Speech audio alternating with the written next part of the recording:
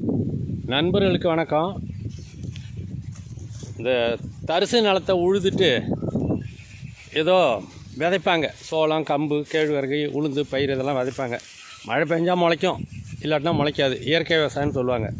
தரிசு நிலத்தை உழுது விதைச்சிட்டு மழை பெஞ்சால் முளைச்சி தானே வர்றது. தண்ணி பாசனமெல்லாம் கிடையாது. இது தரிசு மானாவாரி விவசாயம், இயற்கை விவசாயம்னு சொல்லுவாங்க. நஞ்சை தரிசுன்னு ஒன்று உண்டுங்க. அது என்னன்னு கேட்டிங்கன்னா, நெல் பயிரிடுற நிலம், நெல் அறுவடைக்கு பிறகு தை மாதம் அதில் தண்ணி பாய்ச்சமே இல்லாமல் காஞ்சி கிடக்கும். இதுக்கும் அதுக்கும் என்ன வித்தியாசம்னு கேட்டிங்கன்னா, நஞ்சை நிலங்கிறது தண்ணியை தேக்கி வச்சு எப்போதோ ஐப்பசி கார்த்தியில் அல்லது நெல் வயல்களில் நீரை தேக்கி வச்சுக்கிற பூமி நெல் வயலுக்கு வேணும். அதனால் நீர் நின்று ஊறி போயிருக்கும் அந்த பூமி. அதாவது நிறைய நீர் குடித்து நீர் சேர்த்து வச்சுருக்கிற பூமி, நீரை சேமிக்கிற கட்டமைப்பு உள்ள பூமி நஞ்சை நிலம். இதில் நெல்லை அறுக்கும்போது உளுந்து பயிரை விதைச்சிட்டு அறுப்பாங்க. அந்த உளுந்து பயிர் ஈரம், பூமியில் உள்ள ஈரம் நிறையா இருக்கிறதுனால அந்த ஈரத்தை கொண்டே கிளம்பி காய்ச்சிரும். சரிங்களா? சரி. அதாவது நஞ்சை நிலம் ஈரம் உள்ள பூமி, தண்ணி பாய்ச்ச மாட்டாங்க. அறுக்கிறதுக்கு முன்னாடி உளுந்து பயிரை விதைச்சிருவாங்க. அது கிளம்பி அந்த பூமியில் உள்ள ஈரத்திலே விளைஞ்சிரும். இது விதைப்பு எடுத்தது அறுவடை அப்படிங்கிற அடிப்படையில் எந்தவித செலவுமே இல்லாமல் உழவனுக்கு கிடைக்கிற ஒரு மிகப்பெரிய லாபம். இதில் அங்கே சில இடத்துல மேடு பள்ளம் இருக்கும். வயலில் எல்லா வயலும் சமச்சீராக இருக்காது. சில இடங்களில் மேடு பள்ளம் இருக்கும். பள்ளத்தில் விதை உழுந்து தண்ணி நிற்கும் இல்லைங்களா? மேட்டில் தண்ணி நிற்காது. மேடு காஞ்சிரும், பள்ளத்தில் தண்ணி நின்றுட்டுருக்கும். அப்போ என்ன செய்வாங்க, தண்ணீரை ஒட்டு மொத்தமாக அறுக்கிறதுக்கு முன்னாடி வடிப்பாங்க. வடிக்கும்போது அங்கங்கே பள்ளத்தில் தண்ணி நிற்கும். அப்போ தான் கண்டே பிடிக்க முடியும். வரப்பு உயரமாக தண்ணி நின்று நிறைய நெல் பயிர் இருக்கும்போது அதை கண்டுபிடிக்க முடியாது. உளுந்து பயிரை விதைக்கிறதுக்கு தண்ணியை வடிக்கட்டுவாங்க பாருங்கள் நிலத்தில். அப்போ அங்கங்கே குழி குழியாக தண்ணி நிற்கும் பள்ளத்தில். சரியா? அதில் உளுந்து பயிர் விழுந்தால் முளைக்காது.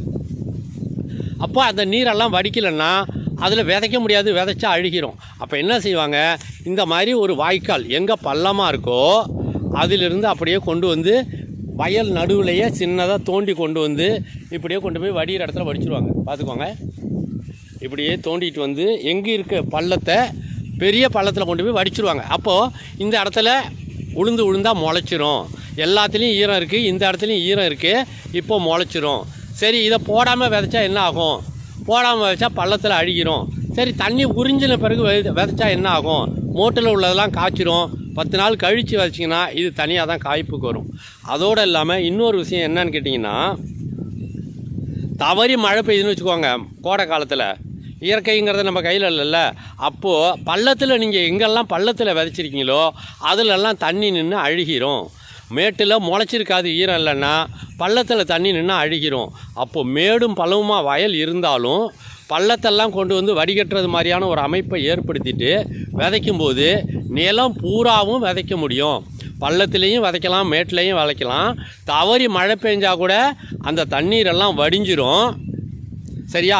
நஞ்சை நிலங்கிறது ஈரத்தை தேக்கி வச்சுக்கிட்டே இருக்கிற பூமி.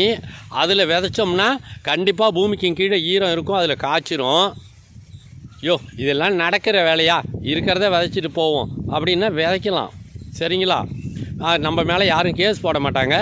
அதனால் இந்த வருஷம் நீங்கள் எவ்வளோ விதைக்கிறீங்களோ, எவ்வளோ இடத்துல செடி கிளம்புதோ அவ்வளோதான் நம்மளுக்கு விளைச்சல்.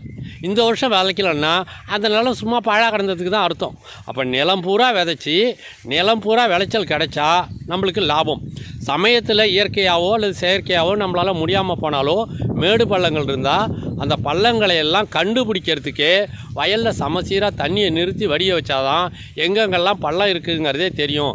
அந்த பள்ளத்தை எல்லாம் ஒன்று சேர்த்து வடியறதுக்கான அமைப்பை கண்டிப்பாக செஞ்சு வைக்கிறது புத்திசாலித்தனம். அப்படி செய்யலைன்னா மழை பெஞ்சதுன்னா பள்ளத்தை நம்பி விதைச்சா தவறி மழை பெஞ்சதுன்னா அழிஞ்சிரும். மேடுகளில் முளைச்சே இருக்காது, காஞ்சி போயிருந்தா. அதனால் தண்ணீர் சமமாக இருக்கும்பொழுது, நெல் வயல்களில் சமமாக தண்ணீர் நிற்கும்போது வடிச்சிட்டு பள்ளத்தெல்லாம் ஒன்றா சேர்த்து திறந்து விட்டுடணும். சரியா?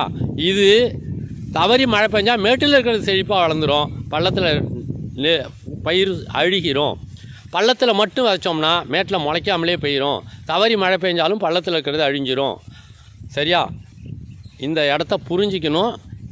1 ஏக்கர் பரப்பளவாக இருந்தாலும் சரி, 100 ஏக்கர் பரப்பளவாக இருந்தாலும், ஒரு 10 சென்ட்டாக இருந்தாலும் அது பூராவும் செடி கிளம்பி எந்தவித செலவும் இல்லாமல் காய்ச்சி கொடுக்கக்கூடிய கட்டாயமான ஈரத்தை உள்வாங்கி வச்சுருக்கிற பூமி நஞ்சை நிலம். ரைட்டுங்களா? இந்த அடிப்படை புரியணும் நமக்கு. வேறு நம்ம விதைச்சாலும் நம்ம தான், விளைஞ்சாலும் நம்மளுக்கு தான், யாருக்கிட்டையும் கொடுக்க போகிறதில்ல. அதனால் ஒரு ஈரம் உள்ள பூமியை வீணடிக்காமல் அதிகப்படியாக விளைய வைக்க கற்றுக்கிறது புத்திசாலித்தனம். சரியா? நன்றி, வணக்கம்.